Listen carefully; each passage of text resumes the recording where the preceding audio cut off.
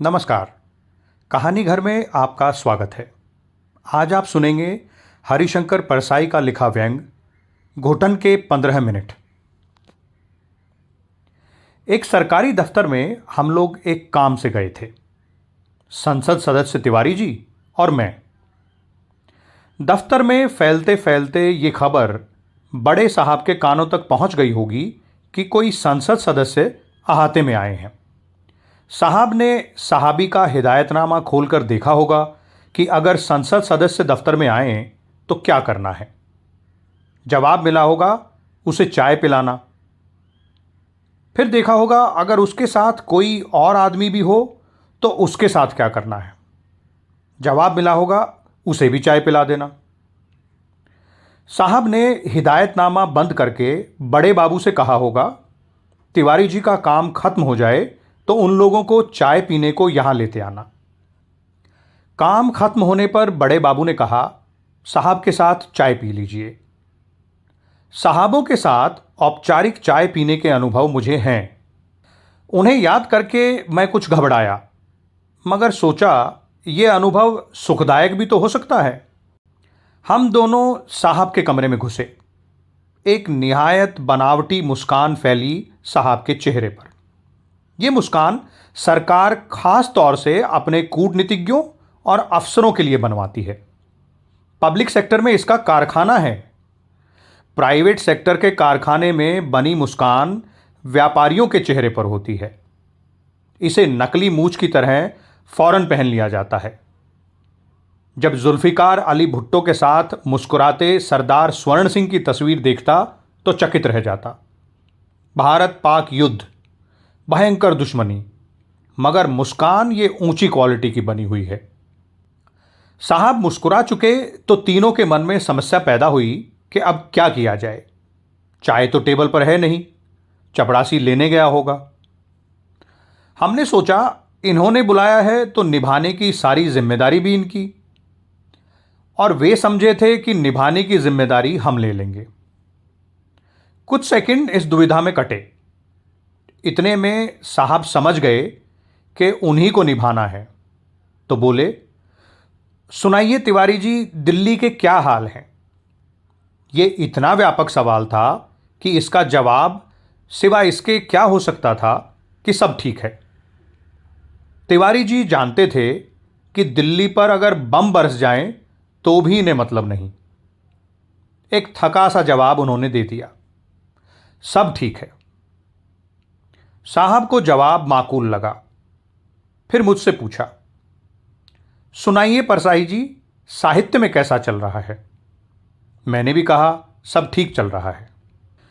बात खत्म हो चुकी।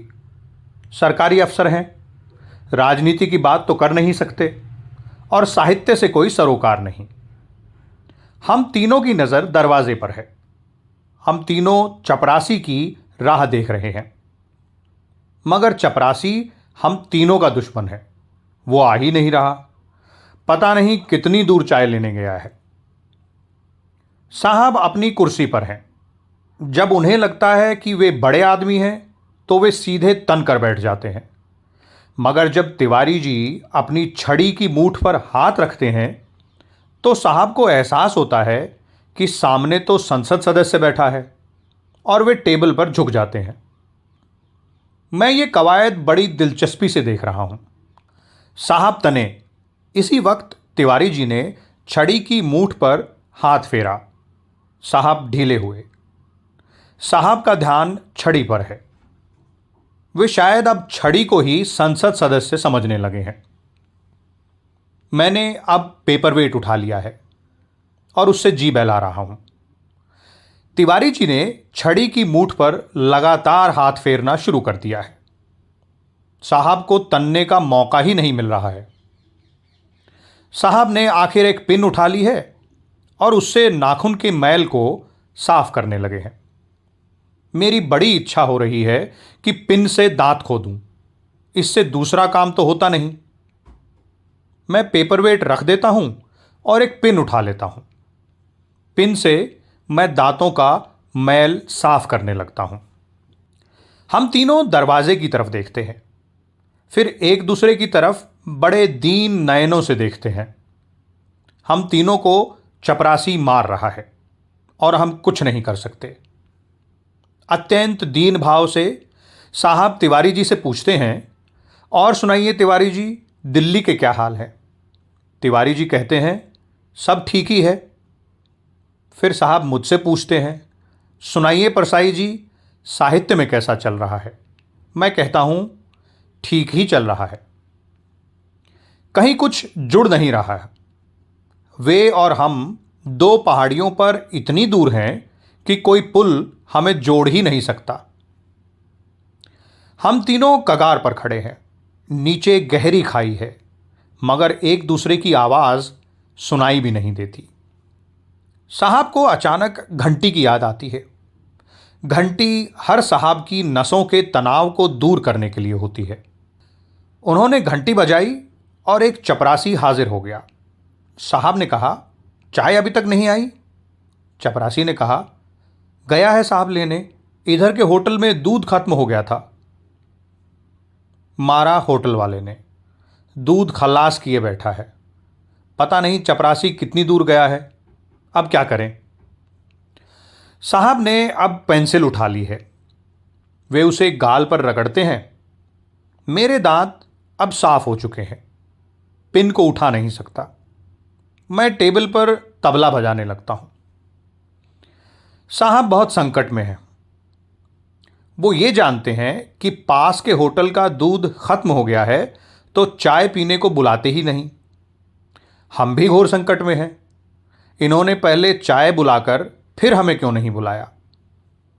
साहब पेंसिल गाल पर काफी रगड़ चुके दरवाजे की तरफ देखते हैं और फिर से वही, और सुनाइए तिवारी जी, दिल्ली के क्या हाल है? इस बार तिवारी जी ने तय किया कि कुछ करना ही पड़ेगा। दिल्ली के हालात पर बात चले तो कुछ हल्कापन महसूस हो। वे बोले, कांग्रेस के दो हिस्से हो गए, सिंडिकेट निकल गई बाहर। मेरा ख्याल था अब बात चलेगी, पर साहब बोले, अच्छा जी। मैं खुद तिवारी जी से 2 घंटे दिल्ली की राजनीति पर बात कर चुका था। मेरे पास बढ़ाने को कुछ था ही नहीं। तिवारी जी एक कोशिश फिर करते हैं। इंदिरा सरकार बिल्कुल पुख्ता है। साहब ने कहा, अच्छा जी। तिवारी जी निराश होकर छड़ी की मूठ पर हाथ फेरने लगे। मैंने टेबल पर तबला बजाना शुरू कर दिया। कोई उपाय कारगर नहीं हो रहा। साहब ने फिर कहा, और सुनाइए तिवारी जी, दिल्ली के क्या हाल हैं? इस बार तिवारी जी कुछ नहीं बोलते। वे लगातार छड़ी की मूठ पर हाथ फेर रहे हैं। हम तीनों की हालत खराब है। मेरा तबला बजाने का भी मन नहीं हो रहा। इसी वक्त चपरासी ट्रे लेकर आ गया। हम सब मुर्दे जैसे जाग पड़े। साहब के चेहरे पर पहले ऐसा भाव आता है कि उसे चांटा मार दें, फिर दूसरा भाव आता है जैसे उसके चरण छू लें। मैं खुद भी गुस्से से भरा बैठा था, मगर उसके आते ही मेरा मन उसके प्रति कृतज्ञता से भर गया। हमने बहुत फुर्ती से चाय सुड़की, उठे और बोले, अच्छा अब इजाज़त दीजिए। और उन्होंने फौरन इजाज़त दी। बोले, अच्छा जी, थैंक यू वेरी मच। हमें उन्हें धन्यवाद देने का भी होशो हवास नहीं था। बाहर आकर हम दोनों ने पहले खूब ज़ोर से 4-6 सांसें ली, फिर गाड़ी में बैठे। रास्ते भर हम एक दूसरे से कुछ नहीं बोले। उतरते वक्त मैंने कहा, और सुनाइए तिवारी जी, दिल्ली के क्या हाल हैं? तिवारी जी भन्ना कर बोले, यार अब भूलने भी नहीं दोगे क्या? आप सुन रहे थे हिंदी के प्रसिद्ध लेखक हरिशंकर परसाई का व्यंग घुटन के 15 मिनट। ऐसी ही और बेहतरीन रचनाओं के लिए जुड़े रहिए कहानी घर के साथ और हमारा चैनल सब्सक्राइब कीजिए। नमस्कार, धन्यवाद।